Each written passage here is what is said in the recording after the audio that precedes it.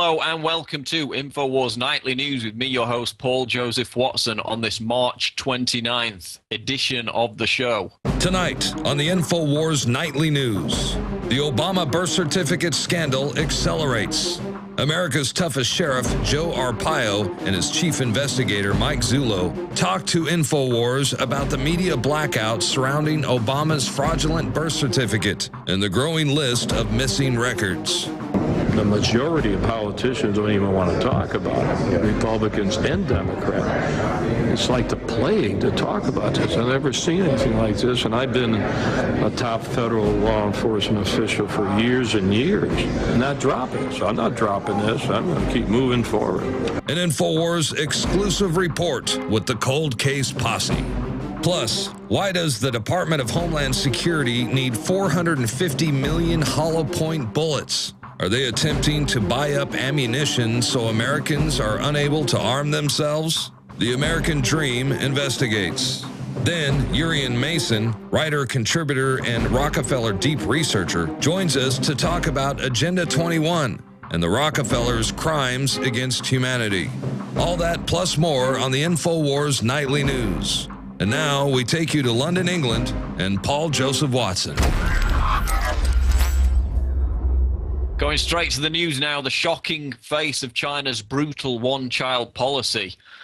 This is the shocking face of China's brutal one-child policy, which many academics and pressure groups are now calling to be imposed in the West. And this image that we've got on the website shows a 9-month-old baby lying dead in a bucket, forcibly aborted by Chinese family planning authorities in the town of Moshan, which is in Shandong province. And because the babies of this unfortunate child had already had a baby, they were subject to the dictatorial one-child policy. The mother was abducted, injected with poison, and the abortion was induced. And after the baby was, quote, pulled out inhumanely like a piece of meat, which is the direct quote, it was still alive and actually began to cry before being carelessly slung into this bucket and left to die. And again, Ted Turner, Joe Biden fully understands China's one-child policy. White House Science Czar John P. Holdren, academics at the University of Melbourne, the establishment is all pushing this meme of the need to introduce a one-child policy for population control. And then the trendies and control freaks come out and get right behind it, because something I'd like to share with you actually on our Facebook page when we posted this story. This was one of the comments from one of the trendies who took great pleasure in seeing the image of this forcibly aborted child slung into a bucket. Quote, when people aren't smart enough to control their breeding, governments will take action. No sympathy here. So that was a comment left in response to this shocking image of this aborted child by somebody on our Facebook page. Well, first off, you should count yourself lucky that your parents didn't display the same lack of sympathy and abort you. And secondly, and this is the common theme amongst these trendies, this is the meme that they put out, they're advocating that the state have the power to abduct women off the street, inject them with poison, and forcibly rip out their babies while they're still alive. That's the new trendy liberalism. And they've got the nerve to post it in a public forum on Facebook like it's just a reasonable opinion. But it's, it's the mindset of a sick minority, but it's one shared by the elite. This is about academia and the establishment introducing the myth of overpopulation, which is what global warming, man-made climate change has been rebranded as deliberately by the UN, to introduce the same kind of arcane eugenic system that was practiced by the Nazis, who, of course, got all their ideas from the British. Starting with the Eugenics Society, which created Planned Parenthood, and now the Eugenics Society is called the Galton Institute. And that is one of the major groups out there pushing this myth of overpopulation to justify neo-eugenics, the apex of which is what happens in China, which is what they're pushing for in the West. And these are the same groups that were the inspiration for Adolf Hitler to kill disabled children in Nazi Germany, these are the same ones pushing for the one-child policy today. And this is always where it ends up. It's not just, oh, let's tax them if they have another child. It always ends up in forcible abortion.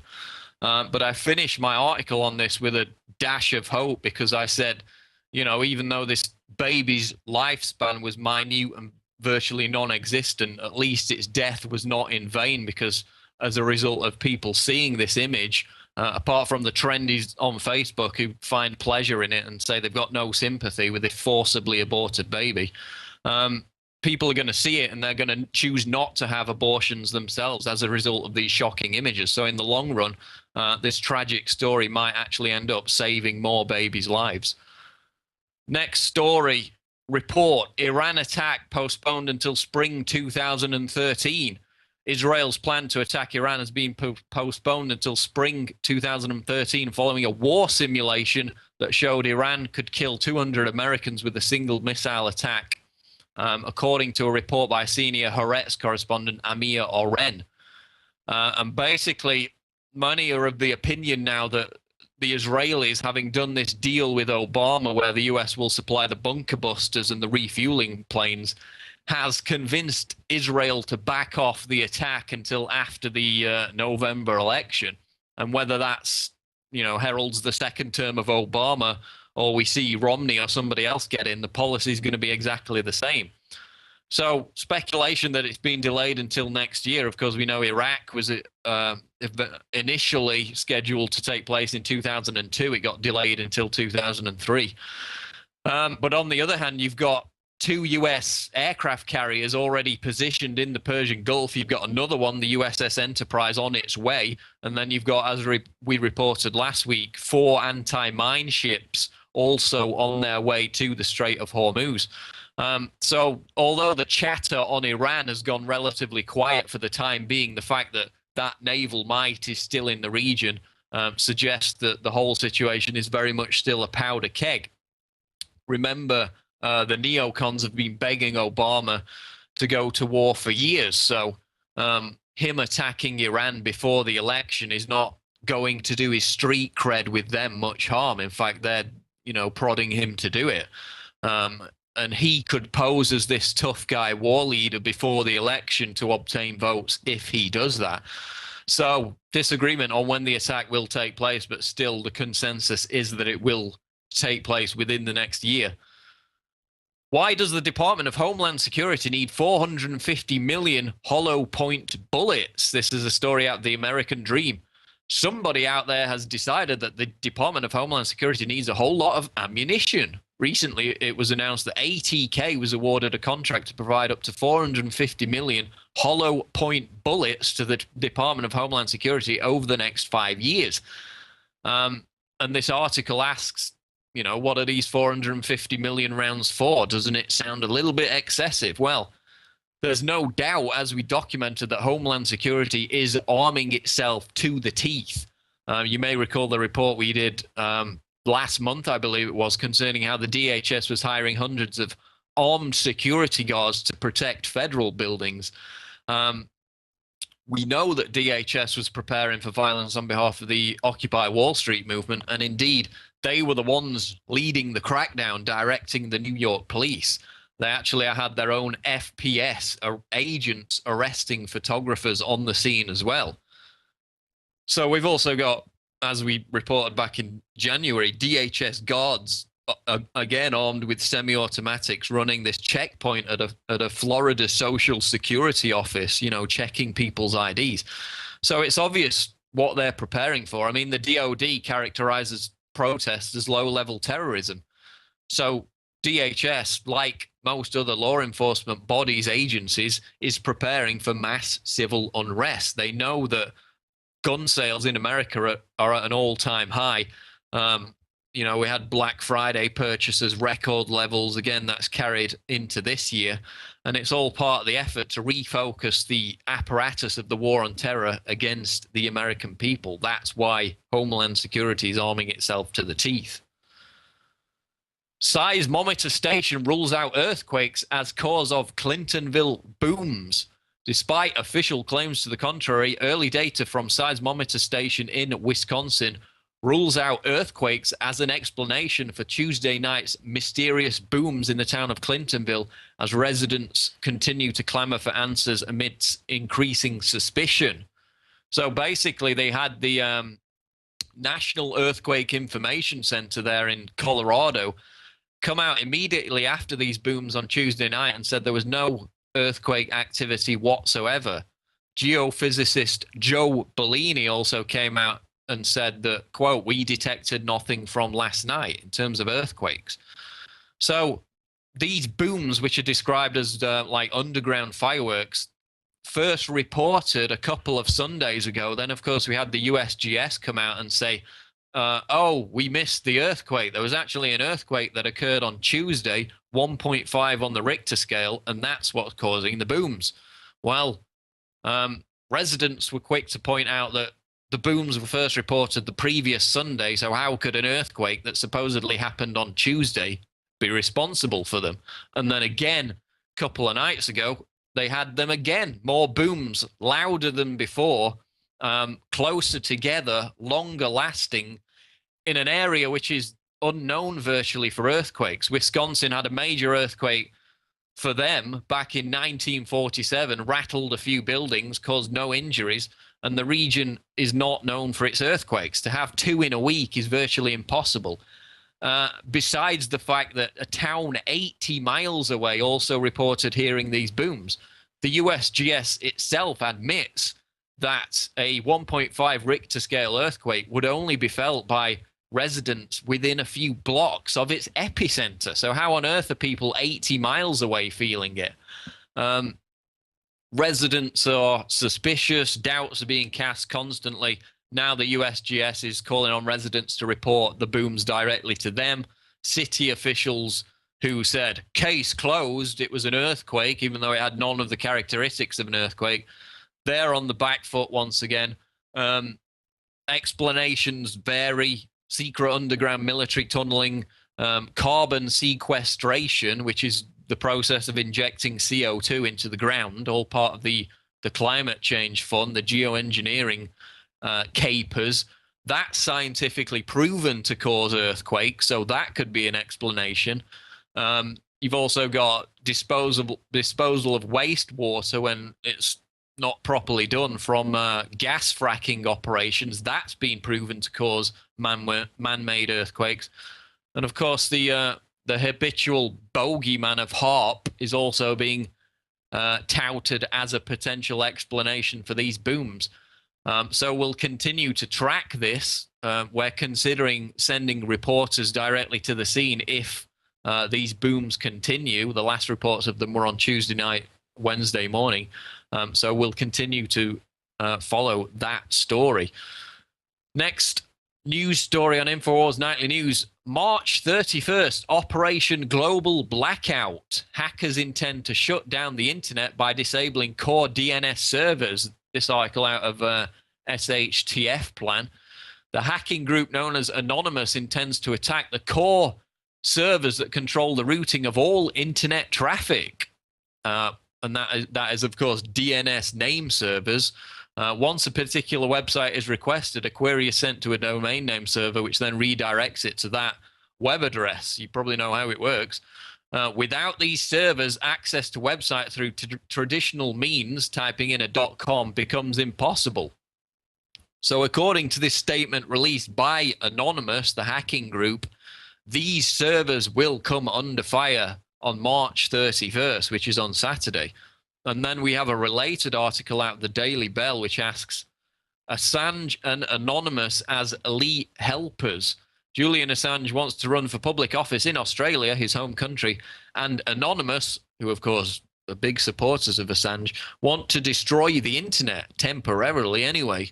We are not surprised. Once more, it would seem Anonymous is acting as a friend as the powers that be, as a friend of the powers that be. So again, we have Anonymous, which, as everyone knows, is completely infiltrated by the feds. Every case where they get busted proves that. A supposedly anarchist group, which with their every action creates further justification for increased state regulation of the internet. Doesn't seem quite how an anarchist group would go about its business. And, Anonymous have made it clear that they don't care who they attack. They've threatened to attack the very people watching their videos on YouTube. They're in it for the lulz, as they say. Most people don't know that Infowars was actually attacked by this same group from the lulzsec and the 4chan groups that originated and eventually became Anonymous. They actually attacked Infowars a few years ago. So again, questions are swirling as to why this movement, which is so vehemently being infiltrated, is now calling to shut down the entire internet, which will basically provide the likes of Joe Lieberman and the cybersecurity crowd the perfect pretext to make the argument that the West needs to impose Chinese-style internet policing on the World Wide Web. So again, we'll see what happens on Saturday. Sometimes they make big headlines, anonymous. Sometimes it falls flat on its face. In fact, one of the legitimate targets of their angst was the Bohemian Grove Club, which they'd supposedly arranged a protest against, and, handful of people showed up. So it could either fall flat on its face or it could either cause problems. We will wait and see on Saturday, 31st of March. Next headline on Infowars Nightly News, birther controversy. Feds refused to release Obama draft card. This is out of Infowars.com. Steve Watson. A request for original documents by a group investigating the eligibility of President Obama has been turned down by the Selective Service System in a move that is sure to court more controversy. Maricopa County Sheriff Joe Arpaio, leader of the probe into the authenticity of the now notorious Obama birth certificate, announced earlier this month that he had cause to believe that Obama's Selective Service registration form was also a forgery. And of course, we've also got the article up on Infowars.com tonight from Patrick Henningsen, who was there on the scene to interview Arpaio and his cold case posse investigators behind the scenes attempt to kill Arizona's Obama eligibility bill. You can say that properly. So Henningsen is on the scene. He's done the interviews, and basically in this interview, Arpaio slams the media blackout that has taken place around this birth certificate issue. And now it appears that there are shenanigans going on with this bill in Arizona that would force all candidates on the presidential ballot to prove that they are indeed eligible to run for president. People are trying to stop that from getting put through, because if it does get passed, then Obama could be open to perjury charges if he fails to prove his eligibility. So I mean, this issue is only going to get bigger, but as Arpaio has stated, there's a mainstream media lockdown on it. So it remains to be seen whether this bill will be passed with the shenanigans going on there in Arizona. And coming up on tonight's show, we've got interviews with Mike Zullo, Jerome Corsi, of course, Sheriff Arpaio, and the state senator there in Arizona, exploring this bombshell birther issue with Patrick Henningsen, Infowars reporter, on the scene. So stay tuned for that. You don't have to be a criminal sexual deviant to work for the TSA, but it helps. That's right, the talent pool from which the Transportation Security Administration draws its employees, criminals and perverts, is in the news once again today. Quote, the TSA is under intense scrutiny this week following a congressional hearing to examine the agency's performance, which is why higher-ups will not be pleased to see the headlines thrown up today by a simple online search. And we can barely keep track of the criminality when it comes to the TSA. Some of you will have seen the recent South Park episode with the Toilet Security Administration, and how they portrayed these morons is not far off the mark, because, what kind of people look to get jobs that allow them to perform activities that would otherwise be illegal, unless they were wearing a blue uniform and a badge? Well, of course, that would be criminals. And these are the people groping your children. So we have, in this roll call of TSA criminals just for the past few days, Bryant Jermaine Livingston, arrested for his alleged involvement in a prostitution ring. So he runs a prostitution ring by night. His day job is groping your girlfriend, all for your safety, of course. 34-year-old former TSA screener Andrew Cheever of Boston, this is another one, found to have thousands of child pornography images and videos stored on his home computer. He's just been busted for that. That's what he does at night. In the day, he's groping your kids. And then there's the case of 2 TSA officers gone wild who got drunk, trashed a South Beach hotel room, then picked up a semi-automatic handgun and fired 6 rounds out the window. The Miami Herald reports Jeffrey Piccolella, 27, and Nicholas Anthony Puccio, 25, were arrested and charged with criminal mischief and use of a firearm while under the influence. And that's just from the past few days. Literally every week, there's a deluge of more TSA perverts and criminals. 3 more outstanding reasons I just listed there for airports to take advantage of these this recently passed law, which allows them to evict TSA screeners and hire their own private security. Finally, the quote of the day. This comes from Michael Crichton. Whenever you hear the consensus of scientists agree on something or other, reach for your wallet because you're being had. Tale of caution there for global warming alarmists and their hordes of believers. We're going to go to break now, and we're going to play the Infowars Reporter Contest ad, so be sure to get more information on that and jump on board. Then we're going to go to an interview with Jurriaan Maessen, the Infowars.com writer, about eugenics, Agenda 21, and a number of other subjects. And at the end of the show, we've got those interviews with Joe Arpaio and the Cold Case Posse regarding the Obama birther issue, so stay tuned.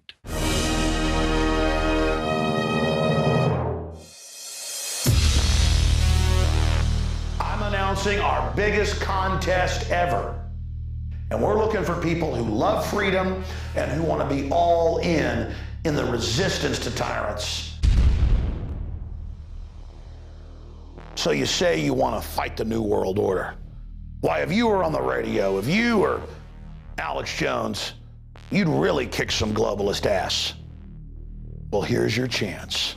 We're hiring not 1, but 2 new reporters whose reports are going to be on the radio, whose reports are going to be on the nightly news, who will even anchor the show. If you're ready, here's your chance to step into my shoes, and I hope you surpass what I've done.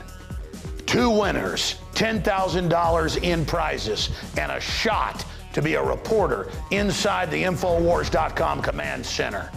We're looking to hire 1 male reporter and 1 female reporter. And when you win $5,000. Your video gets seen by hundreds of thousands, if not millions of people on YouTube, and you get put into the very front of the running to be hired as a reporter/anchor right here in our operation. Do you have what it takes to be the next Info Warrior? The rules are posted below me here and at Infowars.com. This is a big deal. You know, the globalists are expanding their global empire, but at the same time, the people are waking up all over the world. We've expanded our operations in the last year. We've added the nightly news 5 nights a week. We're making more special reports. We're reaching 15 million people every week. In a year, I want that to be 30 million. This is your chance to join the team. I want to see what you can do. But a big hint is this. Can your news piece make the news? Does it get people's attention? Does it educate people? Does it open minds? That's more important than being beautiful or speaking with perfect eloquence as an orator.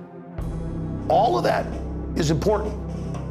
But we're looking for people that have that magic spark, that fire of liberty in their heart, because I want you to join our team. I want to give you a launch pad so you can really take off and engage the globalist.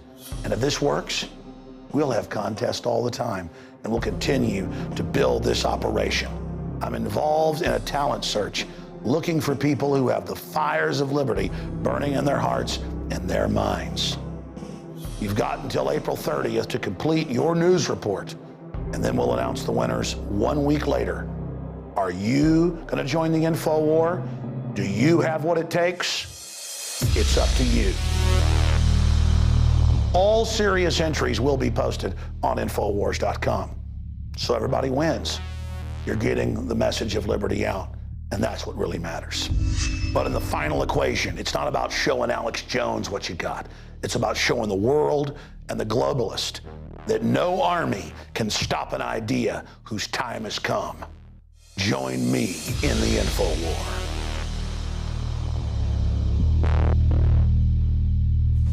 So you say you want to fight the info war. You say you want to go head up against the New World Order. You can do a better job than Alex Jones? I know you can. And here's your chance to prove your mettle.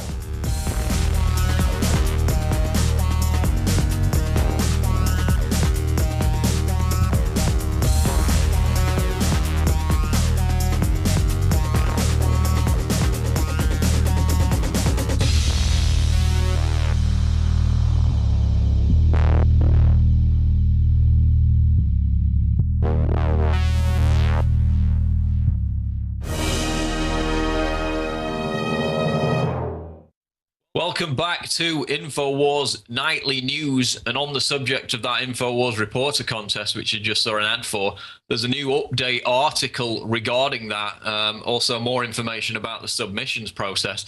So I really encourage you to get involved with that, and who knows, you could be appearing on this very show in the not too distant future.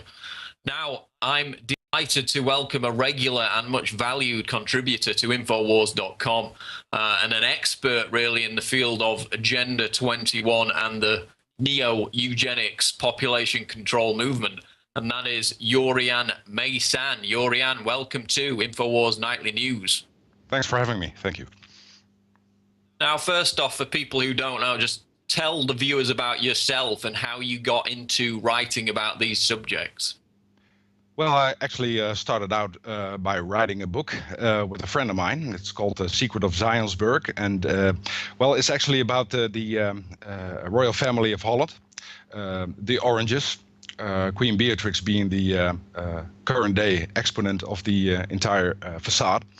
And while doing research on that subject, I, of course, came to know the habits of eugenics by the elite, and that's the Saxe-Coburg-Gotha families, which are spread throughout Europe.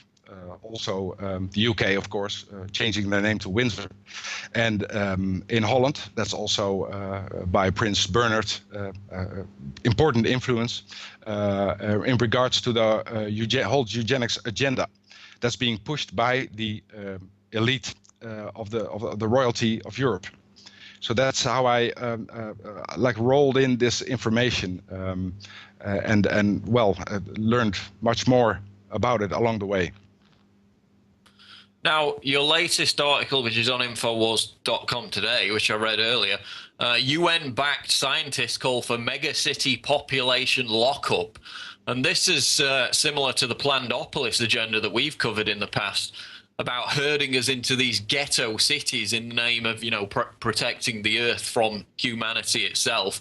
And you've got in there one of the quotes from the scientists who was behind this project that you'll talk about.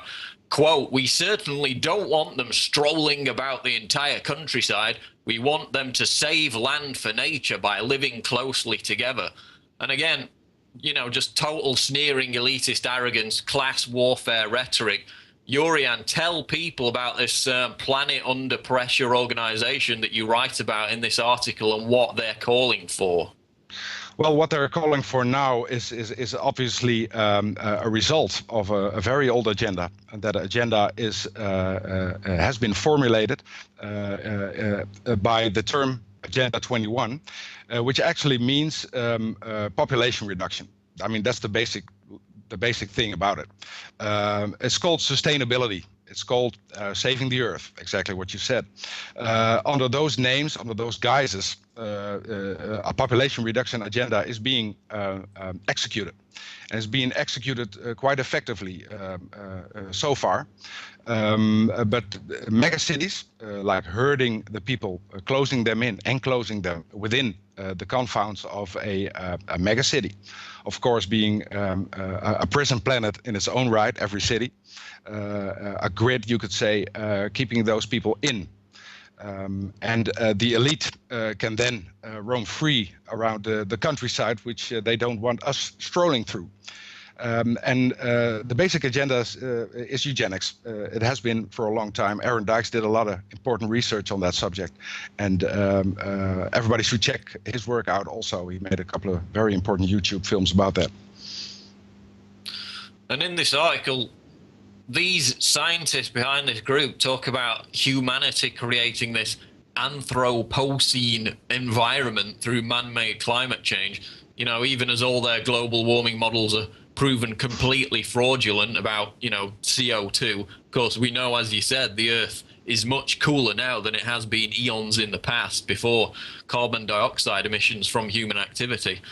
And they accused us of interspecies genocide when they're the ones advocating genocide themselves. I mean, just go through the quotes that you've got in that article. I think there's one towards the end of the article where they talk about directly reducing human population.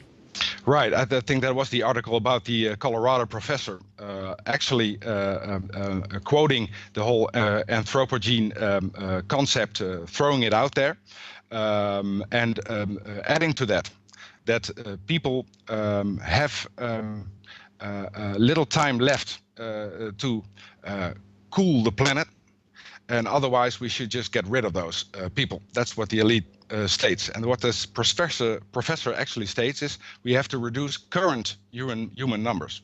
So that he doesn't just say we have to reduce numbers per se, perhaps over the long run, like a mild eugenicist might suggest. He says just reduce them right now. So that means killing people outright. And that's just one of the quotes he made. He wrote down in that particular essay he wrote. It's called Environment and Ethics or something. Ethics is a term that keeps popping up. And these are very dangerous people. These are people that have to be stopped in their tracks, because otherwise we have a very big problem on our hands. And that was... the article was called Professor Prevent Interspecies Genocide, Reduce Current Human Numbers. And that's Philip Cafaro. And in that, which I read earlier, of course, he advocates China's one-child policy directly. He states, quote, China's policies have largely stabilized its population. Well, yes, they have, if you consider wild imbalances in males to females to be a stable situation. And, you know, 500 female suicides a day in China, many of which are directly attributable to the one-child policy.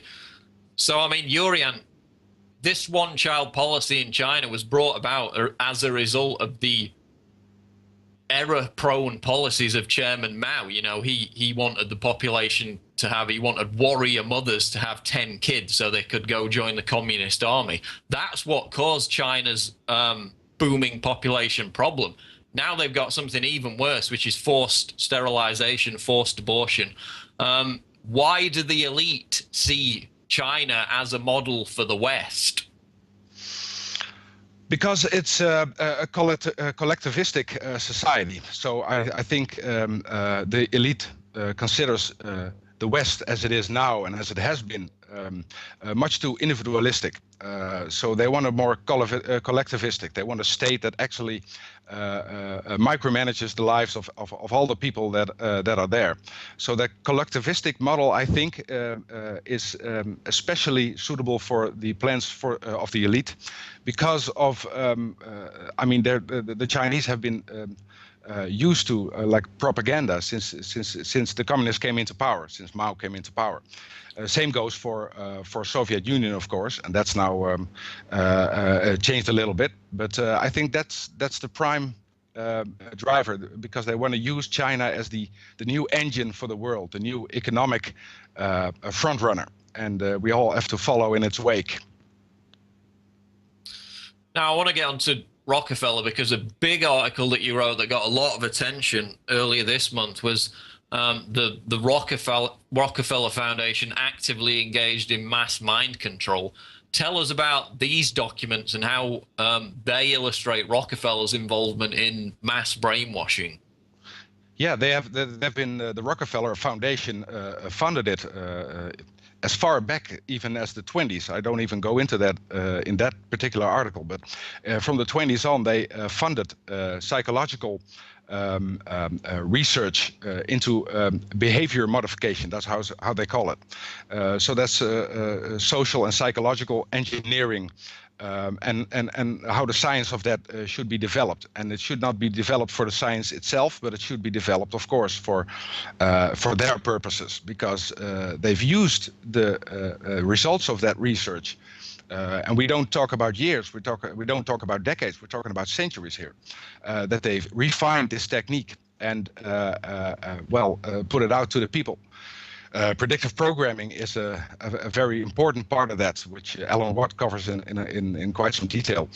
Predictive programming has been found to be so effective that it has been research into that has continued, especially by that professor called Homeland, which I write about in that article, who did more research on that particular subject, predictive programming, and went ahead with that. And in these documents, I was also reading, they actually brag about how they basically recruit media figures and journalists to push their agenda. Tell us about that. Yeah, that's it. Media figures, important ones, they have to be recruited to bind a large part of the mindless readers, mindless watchers of television programs to their causes.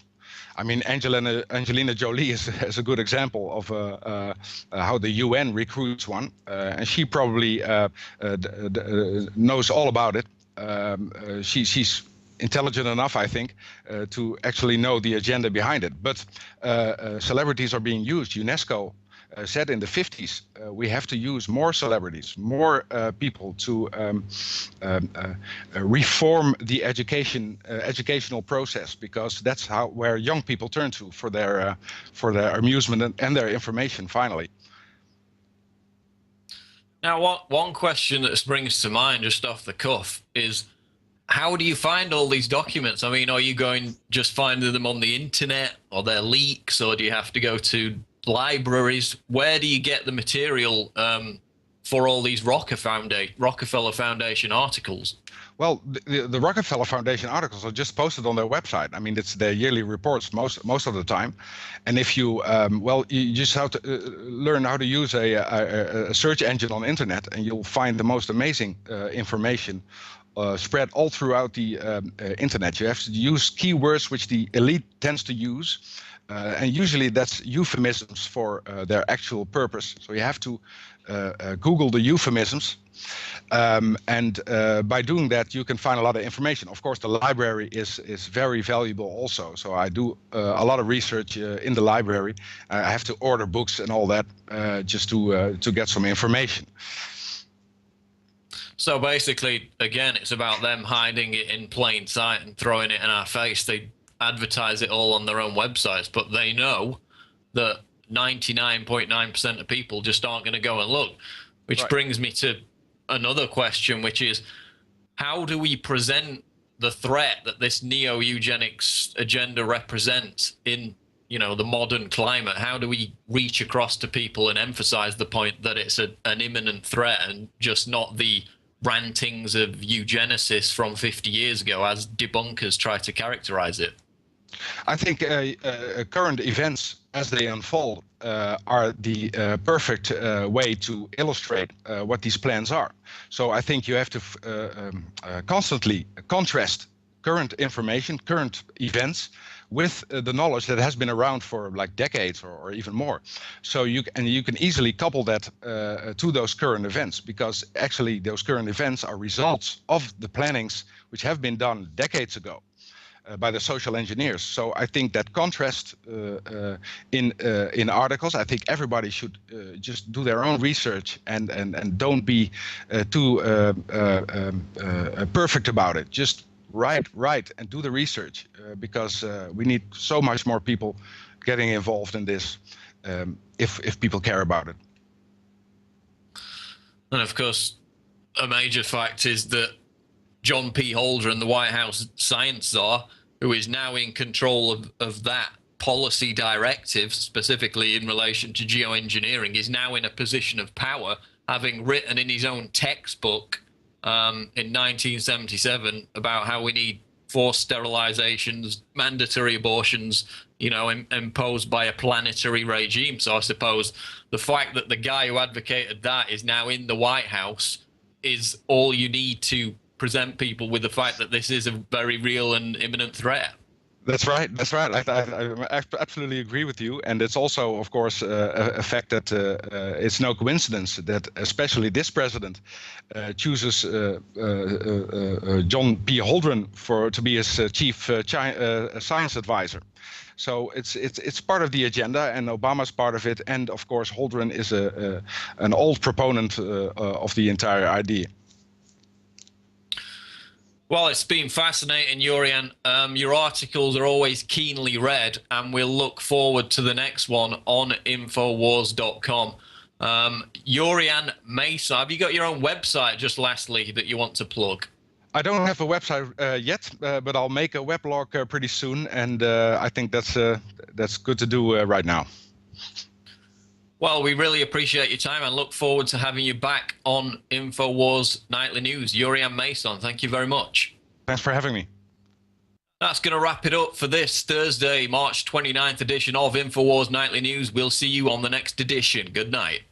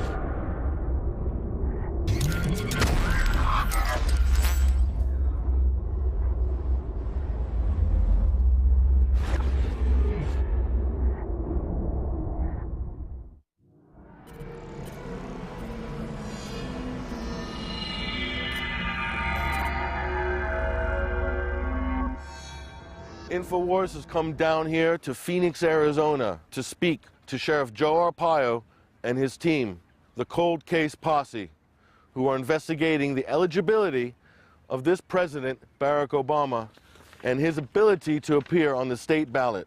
The question of this president's eligibility has been an issue ever since Barack Obama ran for the Democratic Party nomination back in 2008. What's all the fuss about? All the fuss is over a piece of paper, or PDF to be exact, which was put on the White House website back in April 2011. Maricopa County Sheriff Joe Arpaio has put together a cold case posse team of investigators, all volunteers and at no cost to the state, all with law enforcement backgrounds. And what they've found during the course of their investigation is shocking. This document contains, according to the team, a number of digital anomalies that can only point at a forgery. Sheriff Joe. So very briefly, I want to thank you and the legislators for being here. It's very controversial, but something has to be done. Just briefly, we had a press conference March 1 where we revealed our evidence, and we feel very strongly there was forgery on the birth certificate and the selected service form. I did write to the selected service director. Haven't received an answer, but we will continue to ask other law enforcement agencies to assist us in this investigation. But during the process, we did learn sometimes it's very difficult to get your message out, especially with the blackout, the scenes with the major media across our country. I spent 50 years as a top federal law enforcement officer and the sheriff, and I don't recall ever seeing a censorship or somewhat to conceal our investigation and not report. That's another issue. But this is very important. I said after all of this, and I did start off, I talked to my chief investigator with the posse, so there'll be no taxpayer money expended. I did say I want to get into this. I want to clear the president. But unfortunately, during the course of the 6-month investigation, that did not happen. We came up with more information. I think you do know what much of the information is about. Initially, we're not going to get into everything else, but I think this bill is very important to at least, and because of what we've gone through, we think it's more important to at least have some laws that you have to show that you were born in the United States. So I fully support this bill. I commend the legislators that have the fortitude to go out public on a very controversial subject. I'm not accusing the President of the United States of any crime. However, we do have 2 suspected crimes, forgery, fraud, and as a law enforcement official, I feel we have to develop that information the best way we can. Thank you. What's the significance of this bill today, this legislation that's been introduced this week? Well, I think it's important. It's only common sense using a law to pursue, to make sure the person that is running is who that person is. I don't think it's asking too much. I believe that our investigation probably substantiates the need for this when you look at the evidence that we have accrued in the last 6 months with our cold case posse. Anybody with common sense looking at those 2 documents that we feel are forged would say, wait a minute, you know, we better get another system going to make sure this doesn't happen again. So it's only common sense, but there's a lot of politics involved. People don't want to even talk about it. You can see there's not many people that showed up here. Everybody wants to ignore this subject. Most of the questions in that press conference on March 1 wasn't about the evidence. They didn't want to talk about that. It's all this has been already done, this is old stuff. Why don't they talk about the evidence? Nobody's talking about the evidence, which is very interesting. And there seems to be a national blackout on this. I mean, you know, whatever I do, I make national news. When I put people in pink underwear, I always make national news. But this one, they don't want to talk to the sheriff. How's the response been from your constituents in general about those who know about this effort? Well, quite frankly, I didn't know how it would work, whether they would be against me, since everybody else seems to avoid the issue. But it hasn't been as bad as I thought. I don't get many negatives other than these Mickey Mouse threats and garbage through blogs, but the people that I meet, and I meet every day, I'm giving speeches. Hundreds of people a day come up for my picture and so on, but they never say anything bad about what I'm doing on the Obama thing. In fact, a lot of them like what I'm doing. So politically, it hasn't hurt me, but it doesn't matter because I would have done it anyway. But I'm a little surprised at the support on this issue, those that are willing to talk about it. Now, the majority of politicians don't even want to talk about it, Republicans and Democrats. It's like the plague to talk about this. I've never seen anything like this, and I've been a top federal law enforcement official for years and years, and I knew about the Watergate, and I've been through it all.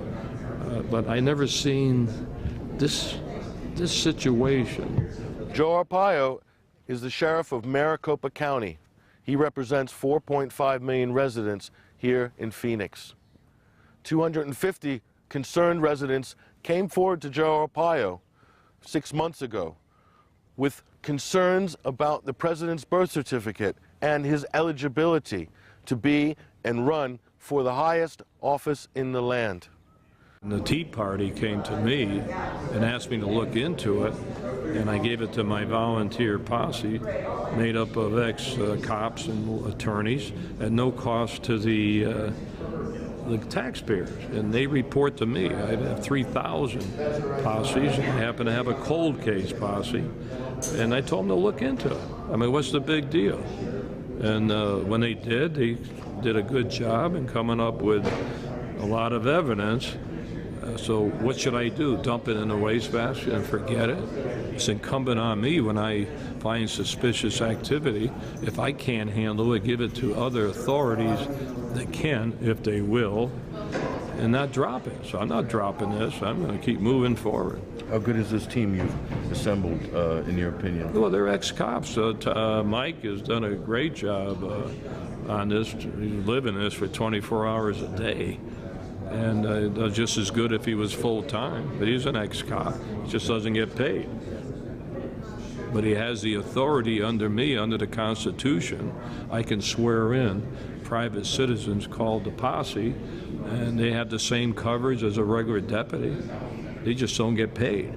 So isn't this great? So I can't get all the public to say you're wasting taxpayers' money.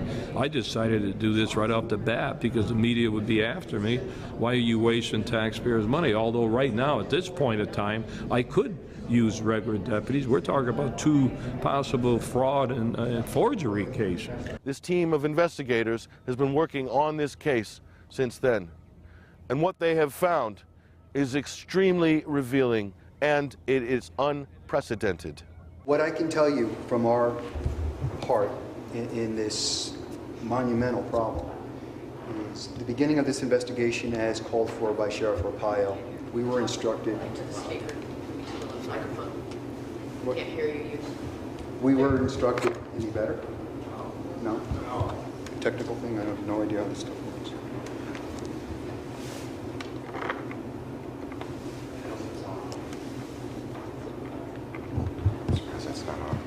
I'll talk it out. We were instructed by Sheriff Arpaio to look at this in an unbiased professional manner. There were no politics involved in this. The onset of this investigation, I told my team that we are here attempting to validate this document. Our attempts to validate the birth certificate document failed relatively early in this venture. Going forward into this document, we began to uncover more and more anomalies that could not be replicated by any test or any standard that we put forth. What that had indicated to us is this document was manufactured, constructed, and presented for a purpose. And that purpose was to deceive. That purpose meant that we had a fraudulent document. The thing that was most shocking to us was the fact that the very items to give authenticity to this document and assurance to the public that this document was creditable was the state registrar's stamp and the date stamp authorizing the registration of the document and verifying that the document is indeed factual. Those 2 stamps can be moved off that document, placed anywhere on the document, and they leave behind them a white ghost. There's only one way that could happen. That meant that the green safety paper background that was on that document was also placed on the document, and we discovered it was placed on the document last. That is a monumental problem. Going forward, we had to look at other information now that was surfacing regarding the identity of the candidate to be president. We were turned and pointed in the direction of a selective service card. Upon inspection of that selective service card, we discovered an anomaly that was glaring, and that had to do with the certification stamp from the post office, the date stamp, indicating that an individual presented himself for a selective service as called for by law. I believe it was instituted by President Carter.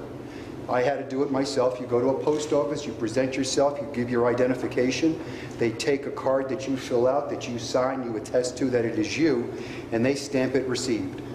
That date stamp, by all indications, and by our test, validate our conclusion that this document is also manipulated and most likely a forgery.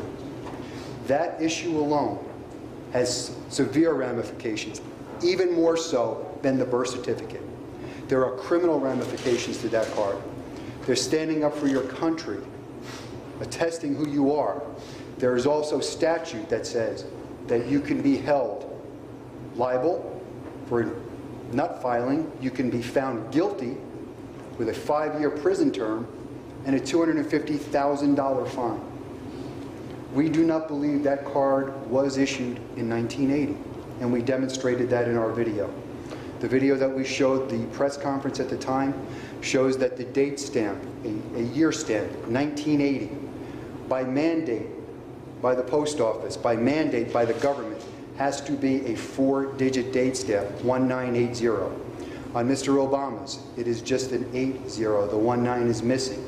In addition to that, the 80 is offset far to the right and low to the right, unlike 17 other Selective Service cards that we received through a FOIA request from the Office of Selective Service, 2 of which came from the same post office within days of each other.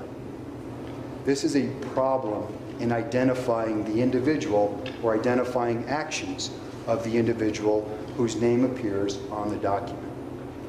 From our perspective, we felt compelled to check with the Secretary of State. What happens in situations like this? We came to learn that there are no statutory protections to protect the voting public from anybody who wants to appear on a ballot. As a matter of fact, it's not only unique to Arizona, it's through every state in the nation. Simply fill out a form, sign what you want to sign, give them the money, and they could be on the ballot to be President of the United States. There are no voter protections. From our perspective, this legislation that's being proposed to you today really is nonpartisan. All it has to do is protect parties on both sides. If you want to run for office, more power to you. Just be who you say you are. Let us verify who you say you are, and if there's a problem, there is recourse. You simply cannot fill out a document, attest to be someone, and then if you get found out, you walk scot-free. This legislation harms no one and stops an illegitimate candidate from running for office. And from our position, we believe it's sound, we believe it's fair, and we believe it's nonpartisan. So we obviously are in support of this. After what we've seen today, this investigation goes further. Sheriff Arpaio has commissioned us to go further into this investigation. There are numerous other avenues that we are pursuing, and we are going to continue this. So I would ask everyone to give this fair and sound consideration. Read it from a party-neutral perspective and understand it's protecting the voting public, which I am and you are. Thank you. If the legislation gets killed for whatever reason this week, are you still going to continue with your efforts? And what do you see? Where's it going next step, for instance, on a federal level or so forth? Oh, we're not stopping. Whether it's passed or not passed, we're going to continue doing our job. This would just help us a little. Actually, this was passed last year. The governor vetoed this. Okay. So I don't understand, and they made it a little milder this time around, so I don't understand why it can't be passed again. But nobody wants to talk about it, probably because I stuck my nose in it, and I'm kind of coming up with evidence that there's something wrong. You'd think that would make everybody want to do something about it. But everybody wants to keep it, don't talk about it. Democrats, Republicans, you name it. So what is this, a political year that everybody's afraid to talk about it? Or they don't want nothing done about it? They don't want to face this issue? That's sad. Do you think America asks a lot of the countries around the world to uphold a certain standard of democracy and transparency in their affairs? How important is it for us to have that level of transparency and accountability and integrity here at home? Is that what this represents? I think it's very important. Now, I'm just looking at it as a law enforcement guy. I'm looking at 2 crimes. I'm not accusing the president of violating any law. What we're looking at is 2 possible forged government documents. If it was you or anybody else, everybody would be saying, how come you're not arresting this guy? How come you're not doing it? Just because it's the president? It's nobody wants to touch it?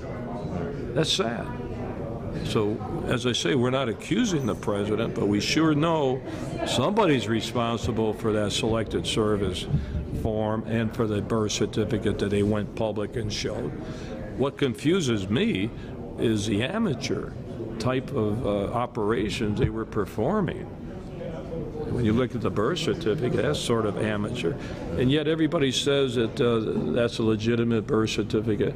Well, I'll tell you how to solve this. In day one, when I launched this operation, all I said, show me the microfiche. Mm-hmm. Show the microfiche, and it's all over. Yeah. Where's the microfiche in the hospital? Come on. We got 2 twins born at the same time.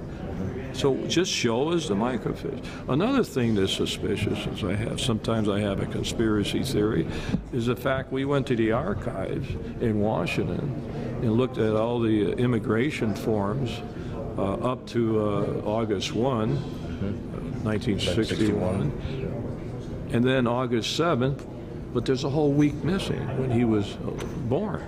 Now, is that another coincidence? I can go on and on and on, and yet nobody wants to talk about it. The press reaction to the Ohio cold case posse investigation has been overwhelmingly negative and skeptical. But this doesn't surprise anybody who follows both the mainstream media and the alternative media on any major issue. That's why Infowars has come down to Phoenix to take a look closer at this investigation and also to speak to the posse's lead investigator, Mr. Mike Zullo. My name is Michael Zullo. I am the lead investigator for Sheriff Arpaio's cold case posse. I am a former police detective, former private detective, state of Arizona. Moved to Arizona in 1993, joined the Sheriff's posse in 2005, and in 2006 the Sheriff asked me to head up a newly formed cold case posse, specifically used for his purpose, and that answered directly to him. When Sheriff Arpaio contacted me, he asked me to come down to his office. He relayed to me that he was petitioned by about 250 citizens asking for help. They believed that their voting rights were going to be infringed, and they suspected that the birth certificate put forth by Barack Obama was in fact fraudulent, and they asked him to investigate it. When the sheriff contacted me and I did come down, he explained that to me. He also explained to me that he wasn't really sure if this was in his venue or jurisdiction to look at. So rather than assign a compensated detective or a group of detectives to go on a fishing expedition, he assigned it to us. We are volunteers. We have a law enforcement or investigative background, plus legal background. We have a number of attorneys that work with us, and we decided to take on the matter. The sheriff made it very clear to me that he wanted an unbiased, non-political investigation, and actually stated to me numerous times that he wanted to clear the president, wanted this issue gone away, and have the country move on. He didn't believe it was good for the country. That's what the mandate. That's how we moved forward. When we started to delve into this, we started to look at the April 27th document, 2011, released by the White House, the long-form birth certificate. In looking at the document right off the cuff, it was an electronic file. We started to play around with it basically ourselves to get familiar with it. And as fate would have it, I actually came across an Alex Jones video demonstrating the way the document would be taken apart in layers. Rob, let's go ahead and get to this document. Right. Okay, first thing what we're going to do, here's the article on Infowars. Obama birth certificate raises as many questions as it answers by Paul Joseph Watson. He's got the birth certificate. You scroll down to the bottom of the article, the whitehouse.gov, Obama's long-form birth certificate, whitehouse.gov. So we're going to click on that. Here's what everybody's been looking at today. Here's the document. We're going to save this into a folder called Obama Birth right here. Nothing in here, and here it says birth certificate long form. Now, if you have a copy of Adobe Illustrator, you open that up. So now we're in Illustrator. You can see up at the top here.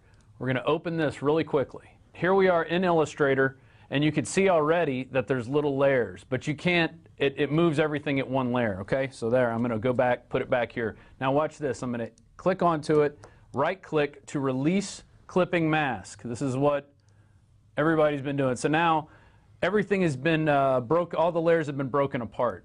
So we'll just grab this layer real quick, and we're going to cut And it. this is like in a Photoshop file. You can see what was moved before and what they altered, and you can see that these things were cut in here. I'm sorry, go ahead. So here we are. I'm going to cut this layer. Boom. And now we're going to add it to a different layer on top of that other layer.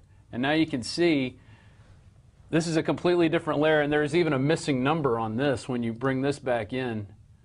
We went to some graphic design experts, some forensic document examiners, and we asked their opinion of the document. it became apparent to us and apparent to them that the document was layered, but was layered in such a manner that it could only be put together by human logic, not something that could happen by itself in a software type of setting. In other words, a one-button push isn't going to accomplish what happened to that document. So then during our own testing, we took a scan of the president's long-form birth certificate. As a matter of fact, we printed off a copy by turning off the green safety background, which just simply produced a black and white image on a white piece of paper. Perfect. Perfect. We took that image and we photocopied that onto safety paper. We literally made a hard copy document. We took that document, scanned it into a computer, and we got, lo and behold, a one-dimensional document. You could not move anything on it. There were no layers. There was one link, one layer. Nothing moved, nothing could be altered, nothing could be changed. Then we took that same document and we ran it through OCR testing and compression testing, and we got links and we got layers. But we didn't get 9 links and we didn't get 9 layers. We got anywhere from 45 to 250 layers. We ran it through different type of scanning equipment, different copiers, got the same results. The other thing that became extremely apparent to us was that the register stamp and the date stamp could be moved completely off the document and they would leave a white halo background. That struck me because in the document that we printed out, you had a marriage between the black font ink and the green safety paper. There was no separating this. This, though, left a white halo, almost like a ghosting of the information on the stamp. Further analysis showed us that the register stamp and the date stamp were in fact imported to the document from an unknown source document. They were actually 90-degree rotated. They were brought over to the document. They were placed on the document. When we first looked at it, we thought, okay, they took this and they placed it onto the safety paper. So you saw the rotation? The rotation. And it's on different layers. Each one of these things have their own separate layer. Through the history palette of the software document? Yes. Its own separate layer. They're separate little entities residing on the document. We first thought, okay, they just took it and they laid it on the document. Although we weren't able to produce the halo effect or the white ghosting effect. Further investigation revealed to us that what they actually did is they worked with almost like a white palette or a white sheet of paper, if you will, did all the printing work, put the stamp on it, put the register stamp, the date stamps, and some other date stamps on it. And then what they did is, by computer generation, replicated green safety paper and applied it last to the document, filling in all the white background. When you take it to that step, what happens is the green safety paper replicated background by computer generation cannot fill in black font. It fills in blank white spaces, doesn't touch any other character. Hence, when you move the document, you get the outline of what was already there. That, to us, was enough to say the document is 100% manufactured, has been manipulated, but worse than that, the register stamp and the date stamp have no legal authority certifying this document to be anything. It is our position the document has no legal authority and therefore is not a representation of an accurate certificate of live birth from Hawaii or any other state. Tell me about a little bit about the registrar part of the stamp. It says abstract on it. It does, and that's kind of shocking to us too, because an abstract, it's a copy of or a variation of. The fact, though, that what they claim is that this is an exact facsimile, a reproduction by photocopying of his birth certificate, the word abstract no longer applies. It either is a copy or it's not. Very simple. So abstract doesn't apply in this. They are certifying that this is a true copy of his long-form birth certificate, and they authorized it for release, and they validated it by the registrar stamp. We contend that didn't happen. We contend that this document was never even a paper document, that this document was birthed inside a computer, built inside a computer, and resided inside a computer until the day they uploaded it to the White House server. This person, is this a person of interest, possibly, this registrar, Mr. PhD, Mr. Alvin? Onaka? Yeah. He's not a person of interest, but to date he has never come forth and said that he personally certified the document. You made, tell us a little bit about segues that your team has made to follow up on different leads outside of, Arizona, for instance? What transpired is, and we were accused of, especially I believe it was by the Attorney General of Hawaii, that said that we never reached out to talk to him, and that is 100% true. The reason being, in the beginning, before we decided to alert the sheriff that we believed we had a forgery, this was nothing more than inquisition. We were inquiring what happened here. Now that we had what we had and we presented it to the sheriff, it's now turned into a full-fledged law enforcement investigation. Now the steps to contact various agencies and request for help happens from this point under that authority. To do it before that would have had zero consequence. We would have gotten nothing out of it. Okay, now tell us, we're going into, it's a new area for a lot of people, and it's really digital forensics. Yes. Okay, this is a traditional law enforcement. You're dealing with physical, things that you can touch, feel, you can test with chemicals. Tell us a little bit about your approach and how you feel about this new area, which is digital forensics, which you're engaged in.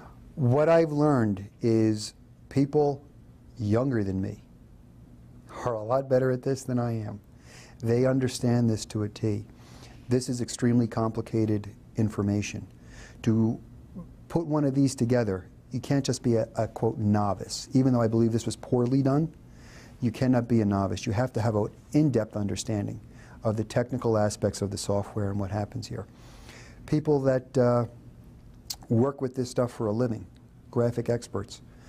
What I learned, I didn't know this when it happened, when this document was produced, within 30 minutes, graphic designers were all questioning its authenticity. It's because they worked with the software. Digital forensics is a science unto itself, but we also live in a very scary time.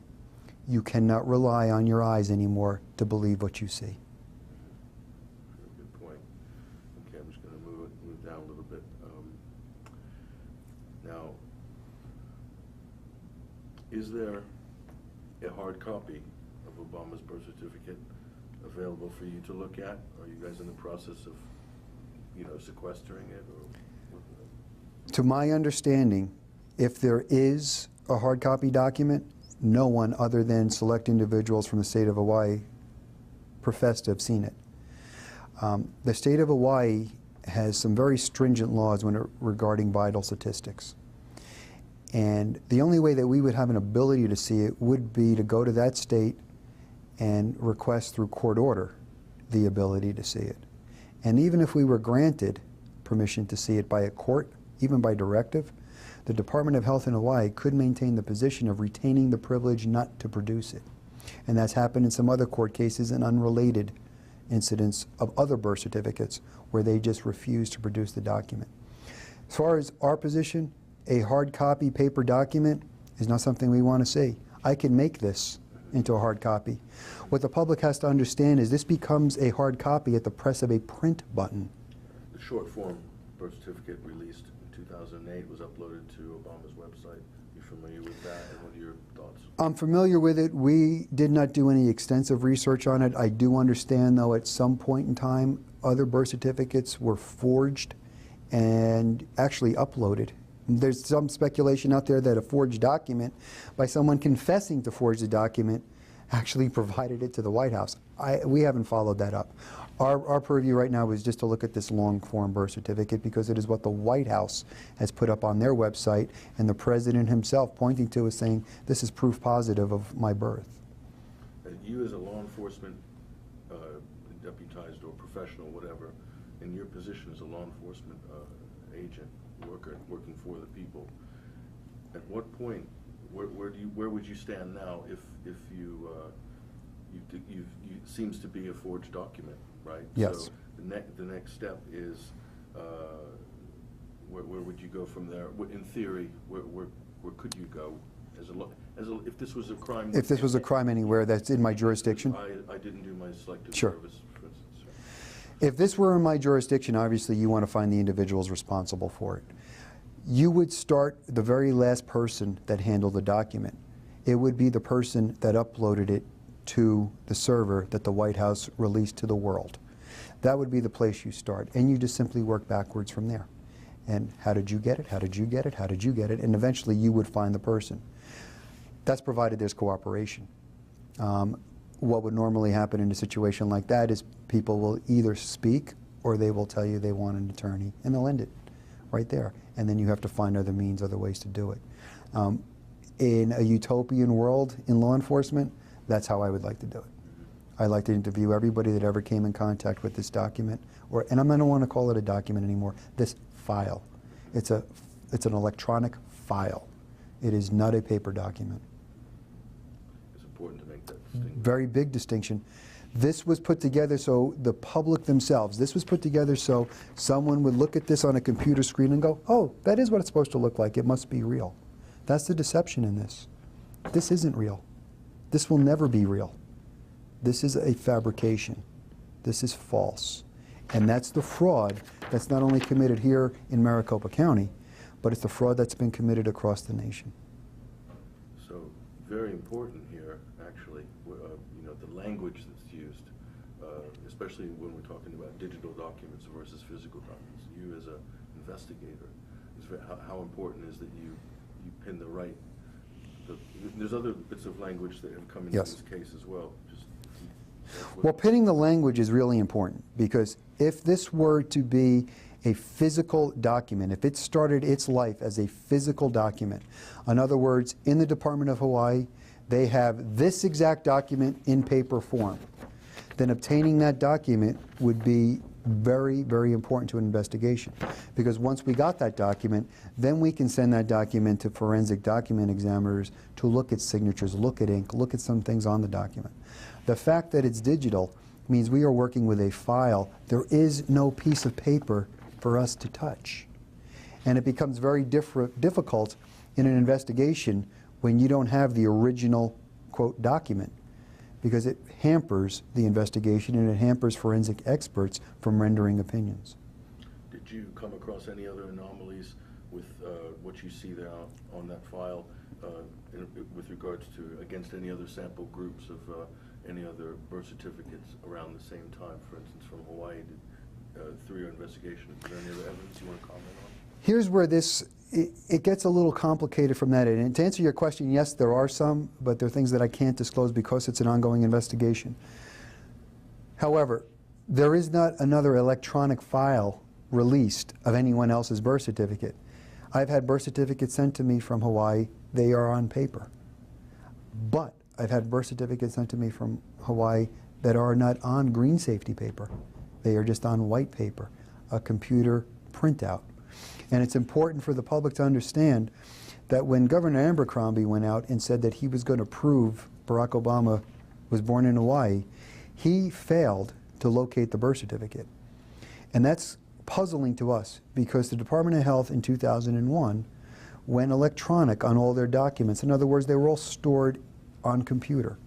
So the common logic would be, if I needed to find a document, I call down there and I say, excuse me, I'd like to have Mr. Obama's birth certificate. You press the button and print it out. Obviously, that didn't happen. They didn't have it. They went on a search for it. He couldn't find it. He went to 30-some-odd radio stations and said he couldn't find it. Then, lo and behold, a document miraculously appears in a book, a bound volume of birth certificates from 1961 on a shelf with 499 other 1961 birth certificates.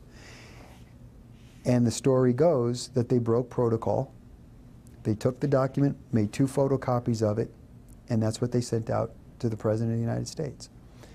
Our contention would be, is if that's all you did, we should have had a photocopy of this scanned into a JPEG file, or even a PDF file for that matter, and uploaded to the White House, and it should have just been a one-dimensional document. We believe it's manufactured to back up the story and give the impression that it was photocopied from a bound book. I can't go into the particulars. We do have, forensic information to back that up. The Selective Service Card, we were put in the direction of that, and that's actually been out for a while on websites and blog sites. People question the Selective Service Card. The Selective Service Card in and of itself, though, is problematic. It has a post office date stamp that once it's received at the post office, it is date stamped to be canceled. In other words, it's been received. The law back then, in 1980, as put forth by, I believe, President Carter, was that any male 18 to 26 was required by law to present themselves at a local post office, provide identification, fill out this card, and register for selective service. The card put forth on the internet was actually acquired through a Freedom of Information Act request by a former ICE government agent. And that individual put that request forward, got a little bit of a runaround. For a little while there, nobody could find it. Then lo and behold, they find it. Sounds very familiar, like the birth certificate. Same story. They find it. About a 10-day span of time goes by from the time they announce that they find it to when they send this to him. And they forward him the card. When he gets the card, he takes a good look at it, and there's that date stamp. The only problem with the date stamp is it should have said, I believe it was July 29th, should have said 1980 on a Hawaiian postmark. Mr. Obama says July 29th, 80. Looking at that stamp, it looks a little suspicious. We took the stamp to a number of retired post office workers. We took it to a couple retired postmaster generals, had them look at it, people that handle this stuff all the time, and they also agreed it looks suspicious. Doing a little more investigative research, we actually determined the stamp that was used at the time. We actually acquired a stamp. We actually acquired some date stamps.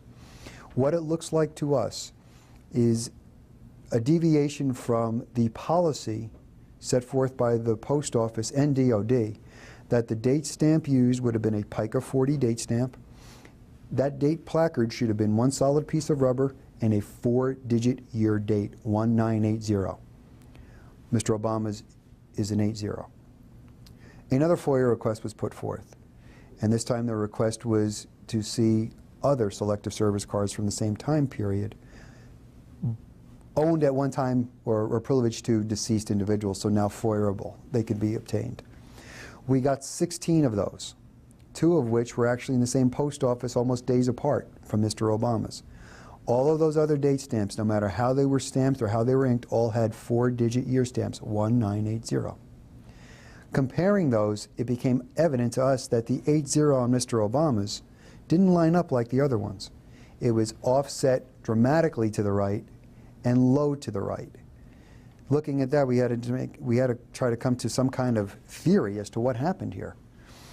And it became apparent to us that if you were going to manufacture this date stamp, it's very difficult to go back and find a 1980 date stamp. It's some 40-some-odd years old. You would have to literally either go back in time and hope some post office had one, or wait to the year 2080 to get another 80. Well, that's a way off in the future. That's not going to happen. We believe what they did is they took a 4-year date stamp, 2080 for 2008, severed it in between the 2 zeros, cutting it in the middle, and then inverting it. So instead of 08, it now looks like 80. They load that into the handle to stamp the document. What they didn't realize is if that date stamp isn't cut true, isn't cut square, when you load it into the handle, it pushes against the little compartment side it rides in and would offset far to the right. And if it was cut on an angle, it would offset far to the right and low. Well, I replicated that, and to my astonishment, I reproduced exactly what looks like Mr. Obama's date stamp. I actually gasped. I was like, oh my God, I produced this. This is what they did. Our contention is there is just no way, no logical reason that anyone in 1980, no post office employee, would have any reason, especially mid-year, to tamper with a 4-year digit stamp. It sits in that handle for a year. Also on Mr. Obama's, you can see the circle of the seal is fully visible. It was pressed squarely down. I tried to rock it, move it, do whatever I could. You cannot get it to erase the 4-digit date stamp. So our contention is that is another manufactured document. Okay. And lastly, has your cold case posse team looked at or considered the president's unusual Social Security number from the state of Connecticut? That has been plaguing us. We cannot come up with any information that says the president ever resided in Connecticut. I don't understand how a high school junior, I guess at the time, would have traveled all the way there to Connecticut to get one from Hawaii when you could just went to Hawaii and Social Security and applied for one. It's normally the state where you were born. For instance, I was born in Omaha, Nebraska. I've got 033. This is Nebraska Social Security number. It also goes by where the post office mark is that you register. In other words, the mailing address. So if you mailed it to an address, if you instructed them to mail it to an address in Connecticut to receive it, that could be where they put it as well. We found that out. But there isn't any evidence to say he was there at that time, and he's offered no explanation for it. We've run into some roadblocks. The government has flagged his Social Security number. It's almost impossible to run on databases now. Even on civilian private investigator databases, they've been locked out. So we have an obstacle there we'll have to try to overcome. Okay. And just one last thing.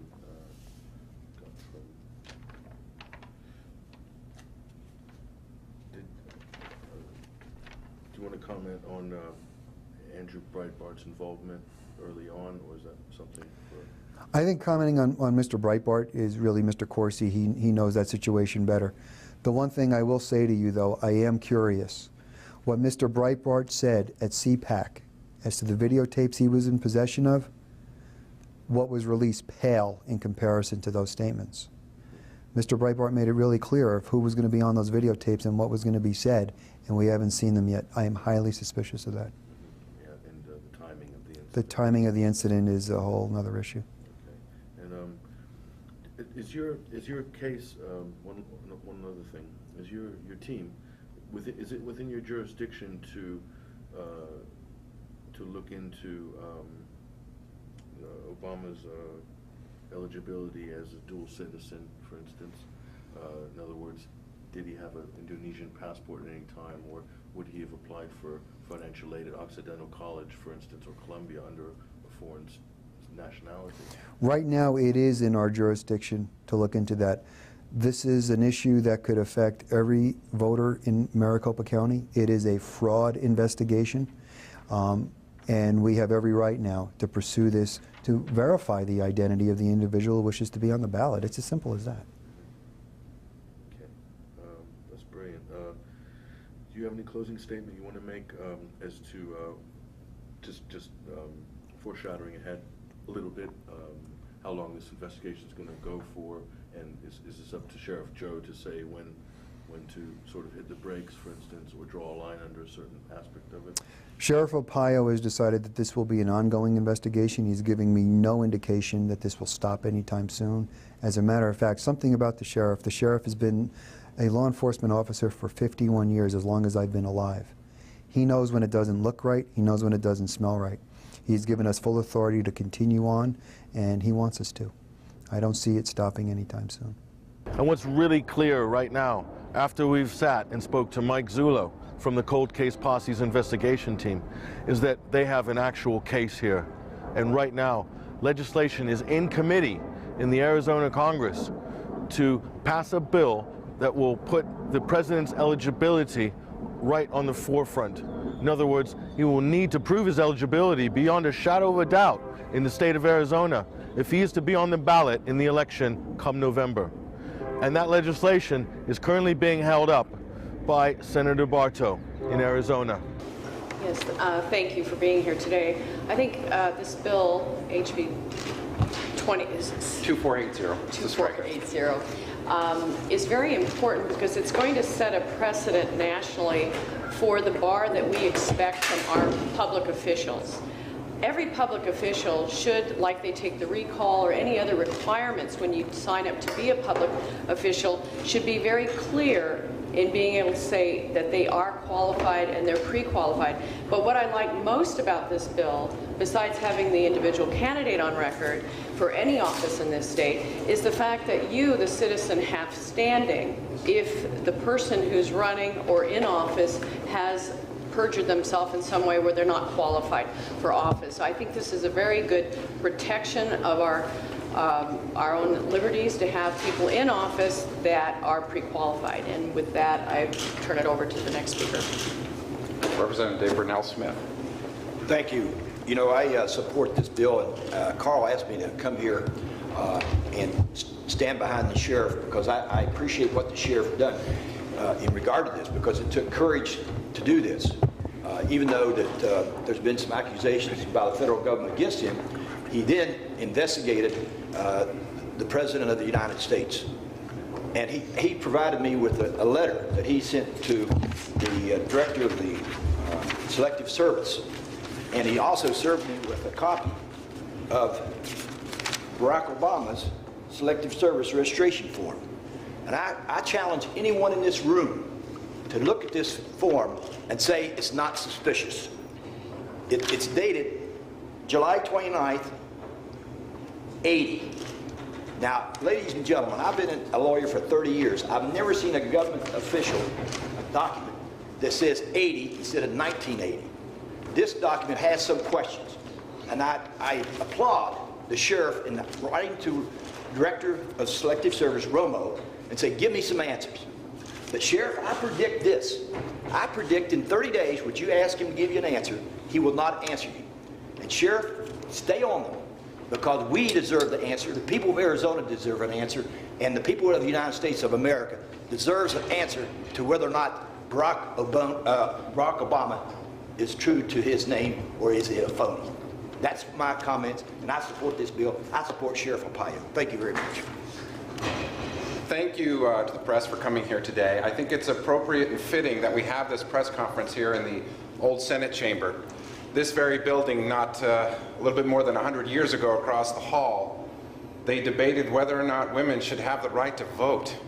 And this state stepped forward as one of the first states to grant women the right to vote. So how fitting and appropriate that this state also step forward and say that our ballot, no matter what office you're running for, should have the highest degree of integrity and validity, and to give the average citizen the ability to preserve, protect, and defend their own Constitution couldn't be more American and couldn't be more nonpartisan. So I urge the public that's hearing this message to encourage their legislator, as well as, once again, Andy Tobin, the Speaker of the House, and the Senate President Steve Pierce, to move this bill along and to hastily put it into practice. So with that, I'll yield to questions myself, and you may have some technical questions for Mr. Zullo.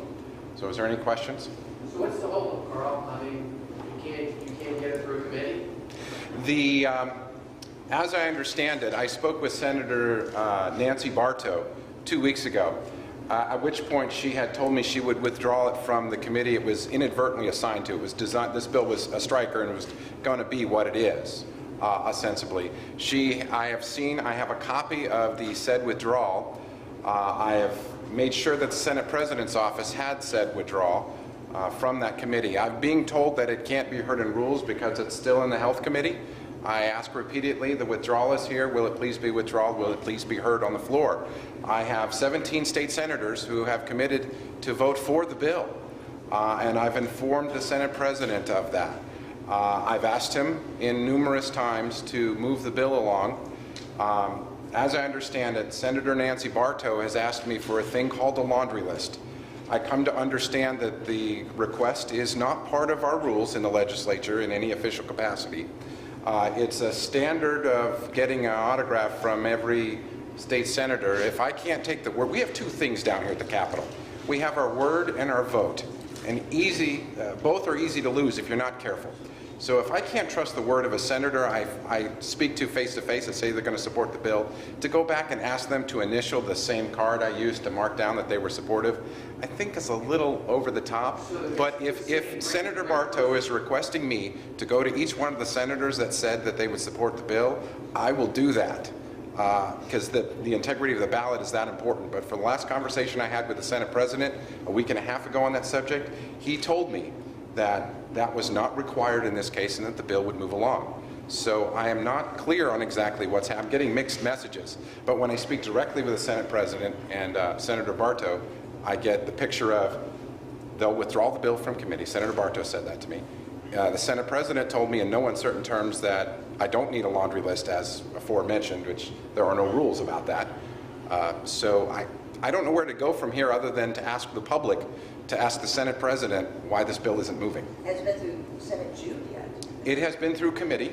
The next committee for it to be heard before is what's called Rules Committee, which is really a committee that every bill goes through. It's more of a technical procedure.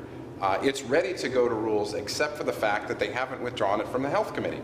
That's the committee that Senator Bartow chairs. whom she told me she would withdraw it, and I have a copy of said withdrawal. So I don't understand what the hang-up is. Are you fixing some kind of deadline for actually getting it heard if you want to take it to chamber by?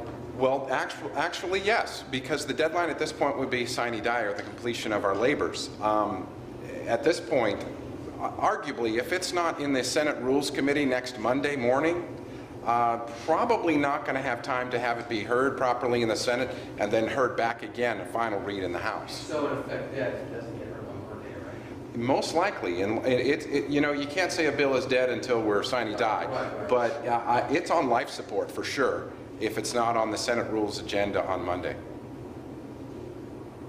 Any other questions? Once again, I'm sorry. I was a little curious about why this is winding up in a health committee. I would think logically it should go to the judiciary. And you know that the chairman ruled this one. The bill was a striker bill when it came over to the House. I knew, based on things happening here, that it would be a potential bill for a striker. So what I did is I asked the leadership to place the bill in the Government Reform Committee, which they did. They also placed it in health because the former title was a title that had health in its concept. That's why it was inadvertently assigned there. That's in large part why I believe Senator Bartow had agreed, in large part, to withdraw, because it wasn't, the construct of the striker had nothing to do with health. It's election law. So what can President Pierce do? I mean, obviously he's the leader, but what can President Pierce do if you got a nation? What can President Pierce do? President Pierce is holding the bill right now. President Pierce, it's complete. He's the chair of the Rules Committee. President Pierce is the decider of whether or not it gets a third read or goes on Committee of the Whole. So right now, it's in President Pierce's hands. And has he expressed any misgivings about it? Every conversation I've had with President Pierce has been one of clarity that he's willing to move the bill along. So I have no indications from Senator Pierce, the conversations I've had with him regarding this bill and the movement of this bill, anything other than it should be moving along.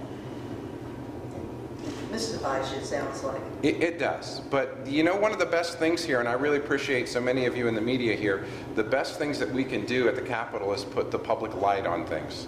And when the public light is there, typically things move forward. So I thank you for being here. I thank you for your involvement. And if you have any other questions after this press conference, I stand ready to answer them. Just contact my office. Thank you. So let's see what happens if this bill does not get through committee and does not pass the House rules by Monday. It could very well be dead. You know, it's unfortunate that we have to put a bill like this forward, but we really need to make sure that people are who they say they are, and that they qualify and pre-qualify for elected office. But the thing that I like the most about this is that it gives standing to the individual citizen to challenge a public official if they are found to be out of integrity, really, as far as what their qualifications are to be an elected official. And of course, one of the, you've got age, you have citizenship, you have a number of different areas where we look at qualifications. So I think this is just holding politicians accountable. I think it's a good move. It's a shame that there's a cloud over our own president as to whether or not he is an American citizen.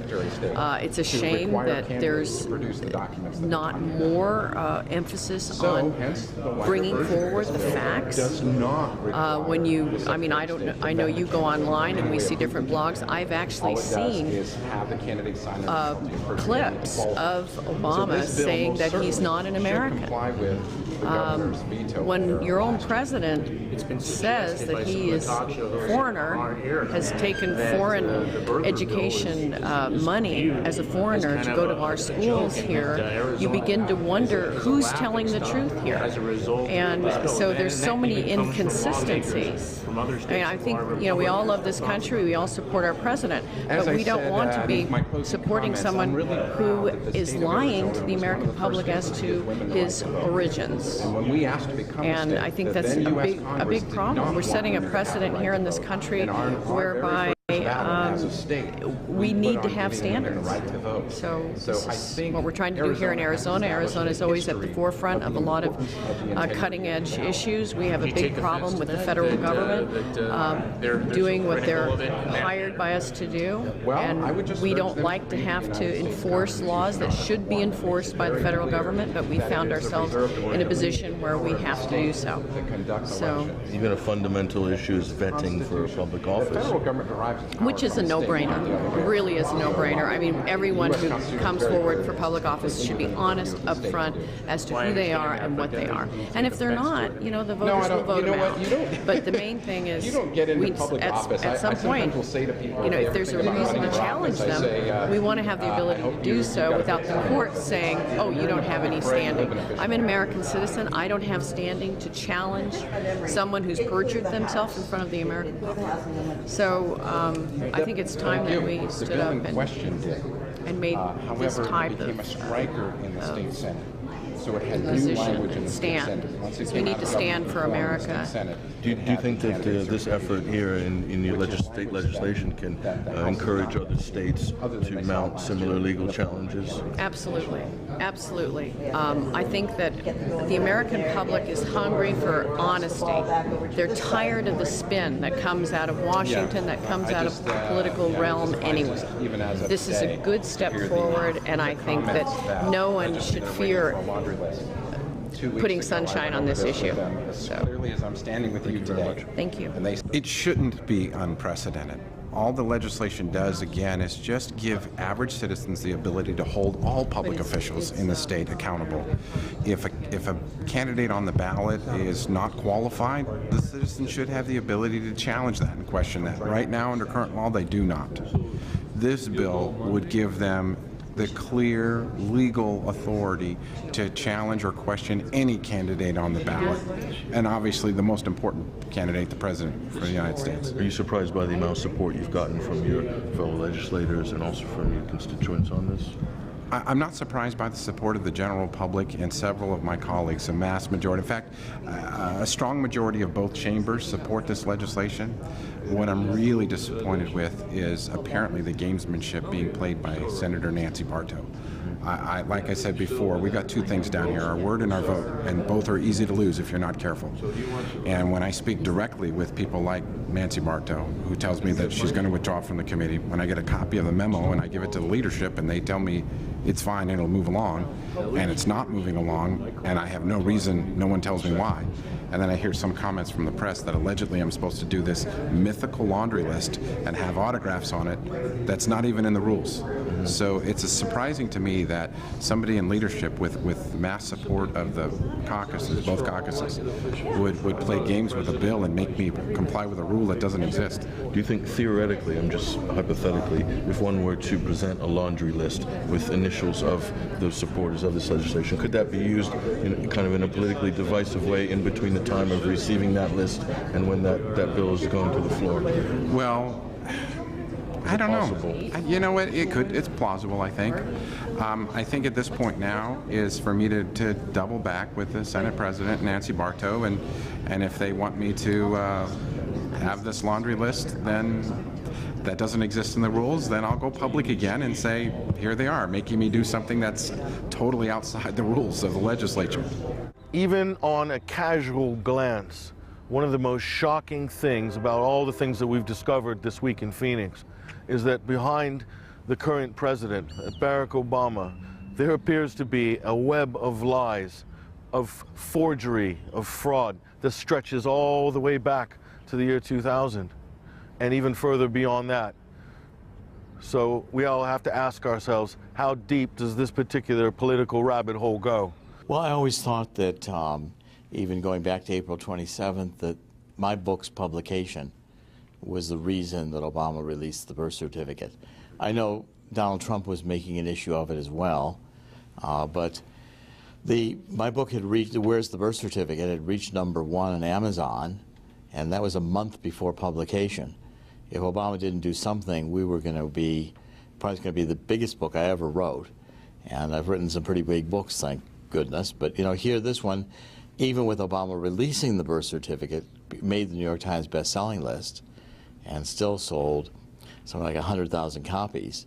So I mean, this has been a huge issue, and Obama, in releasing his so-called birth certificate, forged document.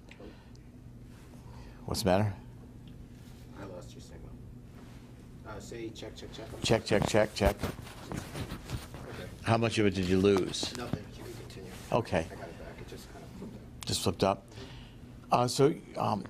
You know, even with Obama releasing his so-called birth certificate, the book was a huge bestseller, and it shows the degree of interest and the lack of trust or confidence in Obama, having released a pretty clearly forged electronic document. I said that almost immediately. And when you take a look at bin Laden then being killed, I mean, clearly this was a wag the dog. This was an attempt to change the narrative, to get the emphasis off the president. The Obama people think that their great media matters. The left wants to control the narrative. They want to dictate what Americans can think or what questions Americans can ask. Well, it's just not going to work. A birth certificate is fraudulent. Sheriff Arpaio's investigation's already charged that. So law enforcement investigation, it's going to proceed. And as it does, more and more American people are going to realize that Obama is lying about who he is and where he was born. There are I can't find a single document about Obama's past that's legitimate or not forged. It's a completely undocumented guy in the White House. Who is this guy? And why is he lying about who he is? I think these are the fundamental questions Americans are going to increasingly ask. Now, latest article, immigration records missing for a week of Obama's birth.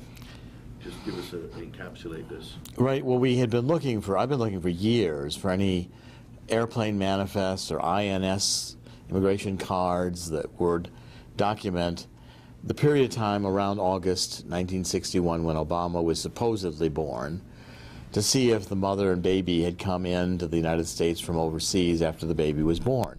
We finally found these INS cards that people filled out when they got to the United States, both foreign nationals and U.S. citizens. And we're looking at the records coming in from the Pacific, because I always thought it's possible that there may have been an Indonesian connection. There may be various reasons why, instead of returning through Idlewild, which would be more difficult to control in terms of larger setting, not Hawaii, the connections to wire an entry of a baby back into the United States through Honolulu may have been easier for a family trying to pull a fast one. And so the Pacific records were very highly interesting to us. They were the only ones we had available at first. Now, when we researched these, looking at them, the week of Obama's birth is missing. It's just not there. And you start going through the records. This box says it's going to have the records through August 7th. Well, on August 2nd, there's no more records. And they're gone. And the National Archives admitted they're gone. They sent this to us in a letter. And they said, oh, well, maybe they got bunched up because of a machine malfunction. Well, this would have been hundreds of cards. There would have been a huge mess at the end of the file. The records are gone. And like so many, is a repeating pattern. So many of Obama's records, they're just missing. The key facts about this guy's life are not available in documentary form. And the left can try to control all the narrative they want.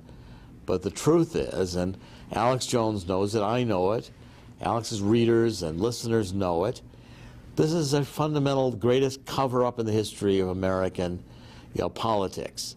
And that a lamestream media covers for Obama, refuses to participate in the investigation, and uses Saul Alinsky tactics to vilify anybody who dares ask these questions. I think the American people need to rise up and tell the media, we don't need you anymore. ABC, NBC, CBS, increasingly Fox. Well, they're calling this a left-right issue because immediately critics will say, WorldNet Daily, right-wing, they've got a vendetta against Obama because he's a liberal and he's this and that. It's not really. I don't see any left-right bend. Well, this in again, any of your reports. This whole idea that's a right-wing attack on Obama, more Saul Alinsky nonsense and vilification. Right. Left trying to get the narrative under control. because the left has got to say, you know, the left has got to be Baghdad Bob. They got to say, there's nothing here to see. Move on. There's nothing here to see. Or anybody who's raising any questions about Obama's birth certificate, you got to be a lunatic. I'm sorry. Anybody who believes that Obama's established that he's born in Hawaii, or any other fact about his life, including that he was never a foreign student, just hasn't looked at the record. And when you look at the record, this guy is undocumented. And in addition, World Now Daily also reported that $1.7 million has been spent by the Obama law team in the last few years in order to block any access to any ID records, those specifically those pertaining to Occidental College and Columbia University. The Perkins Coie law firm, which is in Seattle, Obama had been using Bob Bauer to be his counsel on all these challenges to his eligibility even before the 2008 election. And we determined the amount of money over $1 million by just looking at the FEC filing reports from the Obama campaign to Perkins Coie. Then Obama moved Bauer inside the White House and made him White House special counsel, and still kept using Bauer on a litigation involving eligibility cases. And by the way, Bauer is married to Anita Dunn, who is the attack dog on Fox. So you now have got a husband-wife defense attack dog team in Bauer and, you know, and Dunn. Again, leftist-oriented, nothing here to see, Saul Alinsky techniques, don't tell the truth, because they can't afford to tell the truth. And then this bogus birth certificate gets wheeled out on April 27th, and Bauer resigns. Well, I think, you know, Bauer resigned, and I've maintained this from the beginning, because Bauer finally looked at the tricks the White House was pulling, sees this bogus birth certificate come forth, and decides he's going to lose his law license if he stays on the case. Withdraws, goes back to Seattle, and says to his buddy Obama, you're on your own now with this computer-generated fraud. Putting this piece of paper aside for 1 second. Right. Okay. Let's just talk about the definition of natural-born citizen. Right. Has the Supreme Court, to your knowledge, ever ruled on the definition of natural-born citizen as defined in our Constitution? Well, there's never been a case that has been on point for Article 2, Section 1, determining the eligibility of the president. I think the 1874-1875 case, Minor v. Happersett, is the really only definitional case where the Supreme Court made it clear that natural born means two parents who are U.S. citizens at the time the person's born and born in the United States. Now, of course, by the time you get finished listening to Obama supporters, natural born means native born. They try to read the 14th Amendment into it. They read this, you know, English common law into it. They refer to cases like this, you know, various cases, Wong Kim Ark case that, you know, really is not, again, on point, by a judge who was appointed by Chester Arthur, who himself lied about his eligibility. So the point is, you know, the left would like it to be anybody can, you know, baby from birth tourism comes in from Turkey. Parents get the child born, they go back to Turkey, raise the kid. And the kid comes into the United States, lives enough years in the United States to qualify for the residence requirement, gets to be 35 years old, doesn't speak a word of English. The left says, hey, natural-born citizen because he was born in the United States. Well, Vattel Law of Nations, which is an international standard for any bilateral treaty agreements, or so that countries can agree with each other in a bilateral fashion, says both parents must be natural-born citizens. Yeah, right. Well, Vattel was the basic philosopher that set out the natural law with regards to the law of nations. And there's good documentary evidence that both Benjamin Franklin and George Washington had copies of Vattel and were circulating them and discussing them with the founders during the Constitutional Convention. And also, the whole term natural-born citizen is a term of art of natural law. And it does mean more than just citizen. Otherwise, why would the founders write these natural, if they meant citizen, they'd have said citizen. And when you go into what natural-born citizen means, look, the two parents could have been naturalized as long as they were citizens when the child was born. It doesn't have to have natural-born citizen parents. Right. They just have to be citizens. Citizens, they could have been from another country, as long as they were citizens when the child was born. You know, this is going to be a continuing problem. For instance, you know, Bobby Jindal, and you're going to have the same, you know, problem occurring. Marco Rubio, their parents were not citizens when they were born. Had their parents been both naturalized when they were born, they would have, you know, Bobby Jindal and Marco Rubio would be natural-born citizens. Since their parents were not naturalized, they weren't U.S. citizens when Jindal and Marco Rubio were born, Marco Rubio and Jindal are not natural-born citizens. There's not a partisan argument. And by the way, you know, I've written books criticizing George W. Bush, the late great Bush, the late great USA. I mean, this is not a, what, you know, the narrative that the left wants to spin, that only crazy white-wing nutcases ask questions about natural-born citizen.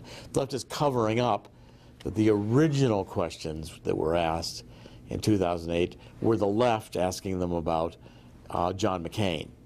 Yeah. But it is important to, do you think, to test the system, and this is an opportunity, clearly, where we can test the system as to vetting, for instance, people for public office. This is going to be, the whole issue of natural-born citizens is going to be a continuing problem, because we have a very, you know, the left has been making a diverse population their goal. We've had open borders. We've had many people here from many different countries. And whether somebody thinks that's good or bad or indifferent, it's going to mean a lot of future politicians are born to parents who were not U.S. citizens when they were born. These are issues that, again, we lack a lot of the documentary evidence to determine. Madeline Dunham worked for a bank. What her relationship was with the CIA, nobody knows. Ann Dunham, the daughter, when she was in Indonesia, ends up working for the Ford Foundation and Timothy Geithner's father, and then U.S. aid. Well, in these years, when she was in Indonesia that we know of for certain, I mean, even just taking the period of time of, you know, 1967 through 1971, when Obama was 6 to 10 years old, well, that was a very turbulent time in the history of Indonesia. Most likely anyone who was involved in U.S. aid would have had some association, like Ann Dunham, with the CIA. Barack Obama, coming out of Columbia, works for a newsletter company in New York City that is well established to be a CIA front. Now, that again does not mean Obama was CIA. We don't know. We don't have any of the documents about Obama. He won't release his life history. We don't know his full work history or employment history. In terms of the natural-born citizen issue, the very fact that Obama's father was a Kenyan should have disqualified Obama, because it would mean that Obama was a dual citizen at birth, a citizen of the Commonwealth of Great Britain, and a citizen, you know, through his father, through Kenya. Kenya was a Commonwealth country, and Obama would have been then combined, you know, dual citizen, U.S. citizen through his mother, possibly. Maybe even that's in question. But at any rate, a dual citizen, by definition, is not a natural-born citizen, especially not somebody of Great Britain, is what the founders wanted to prevent. They wanted to prevent someone who had nationality ties to another country from assuming the highest position in the land, highest government position, the president.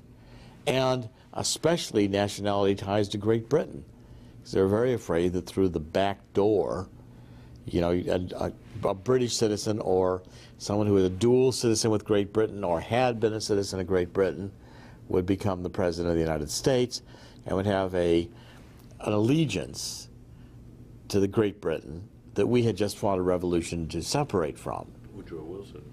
Well, Woodrow Wilson it didn't really have the birth conflicts or issues of natural born. But the problem you have here is that, you know, if we don't take seriously the issue of Article 2, Section 1, that our founding fathers put that into the Constitution consciously because they wanted this purity of birth allegiance to the United States in order to be president, that they created a higher standard than citizen or native-born citizen or qualified to be citizen at birth. Beyond reproach. You know, they wanted it to be a person whose parents, both parents, were citizens when they were born and who was born in the United States. They did this to the, you know, the current left who's, you know, in love with diversity and we're all citizens of the world, you know, kumbaya. It makes no sense to have these nation-state identifications. To those of us who value country and, you know, feel patriotic towards the United States and our history, feel an exceptionalism to this nation, feel an allegiance to the Founding Fathers, abandoning this principle is foolhardy, and you can't just throw away provisions of the Constitution that you don't like. The Constitution has provisions for amending it. There have been numerous attempts to amend this provision. They've all failed. Eight Democratic congressional attempts since 2000. Correct. And clearly it looks like anticipation that somebody like Barack Obama is coming around. The Democrats wanted to have to be president. And the Republicans are wink on it too. They're going to do everything they can to look at Marco Rubio being vice president and to say because his parents were, you know, had a right to be here as foreign nationals, that was enough to make them equivalent to citizens on the way to citizenship. So why should we worry about these distinctions? Well, I think we should worry about these distinctions if we take the Constitution and the intents of our founding fathers seriously. And that's what, you know, this provision has never been repealed. And I think people like myself want to take it seriously. And then when we find the lying, the producing of false birth certificates, the withholding of documents as to whether or not Obama was ever a foreign student at any of these schools, leads to increasing suspicion that, you know, the Democrats wink know he's not eligible, and the only way they can hide this great deception is if they vilify anybody who dares ask the question. Because truly the emperor has no clothes. So anybody who points it out has got to be ridiculed into silence. Can you comment on Andrew Breitbart's involvement in this investigation and the timing of what happened to him? And do you think, are you concerned about anything in that department? Let me change tapes before you answer that question. Well, guys, how long are we going to go? How long have you got? 5 more minutes. Okay, I got 10 minutes on this. Okay, let's go. Just quick, Andrew Breitbart. Well, I think, I mean, first of all, I had great affection for Andrew Breitbart, and I had tremendous admiration. You know, I spoke to Andrew even at CPAC and told him the work we were doing with Sheriff Arpaio. So his loss, his death, is not only untimely, it's a great tragedy in terms of the investigative capabilities he had and the contribution he was making to America. I want to see the autopsy. I know the family is convinced it was natural causes. Family doesn't want undue suspicion generated, and I'm going to respect the wishes of the family. But I'm going to take a serious look at the autopsy results. And if there's nothing there, then fine, we'll respect the wishes of the family. But of course, I think, you know, the loss at the time, Andrew's saying he was going to make these revelations, is going to raise suspicion. And I'm not going to fan the suspicion until I've got more concrete reason to do so. Proof, I want proof. Okay. And what do you think is the most important, where we're at today with this investigation here in Phoenix? For people out there, audience, viewers, what's really the most important thing to happen right now? Well, this is, first of all, is a law enforcement investigation. It's the first time a duly constituted law enforcement agency has said that there is probable cause of fraud in Obama's birth and other identity documents. If we've got somebody in the White House who's got identity fraud in the core of who they are, this is a question that ought to concern all Americans. And this is not going to go away. This issue is only going to deepen. It's only going to increase the suspicion. You know, whispering to Medvedev at an international what is this guy? You know, did he ever spend any time in the Soviet Union? Wouldn't even know all the nations he's traveled to. What was he doing in Pakistan? You know, where did Obama's passport come from? Did he use an Indonesian passport to go to Pakistan? Was his mother in the CIA? What did he do working for a CIA front? There's only questions about Obama. Intentionally, there's no answers. So with the demise of the United States, the constant efforts Obama's taken to weaken and destroy the United States, things I predicted he would do when I wrote The Abomination. You know, the book, Where's the Birth Certificate, has never been more relevant. Go read it now. You'll see the questions that are being pursued and posed there are being pursued by Arpaio's investigation as well. And take a look at this, you know, book. I have two books. The e-book, Saul Alinsky, The Evil Genius Behind Obama. I think it's critical to understand why birthers are demonized. It's a Saul Alinsky attack, pure and simple. And we have a book, The Question of Eligibility e-book, on the Arpaio investigation. That's going to be updated. And anybody who buys that book once can download the e-book updates without additional charge. And this Bill Ayers connection, it's coming up everywhere. Well, and more, we just did the story on the postman who delivered mail to the Ayers and said that Mrs. Ayers said that the Ayers family was paying for Barack Obama's tuition at Harvard as a foreign student. I mean, the postman saw Obama, connected Obama with this story. Well, let's see Obama's registration at all these schools. Was he a foreign student? You know, who paid for Obama's education? And this documents Ayers' involvement and the family's involvement with Obama at a much earlier age. There's a relationship. A relationship. They paid for the education. Why? Does this explain why Bill Ayers may have had such an interest even to writing, perhaps, Obama's Dreams for My Father? These questions are deepening now. They're not going away. They're deepening, and they're going to demand answer before the election.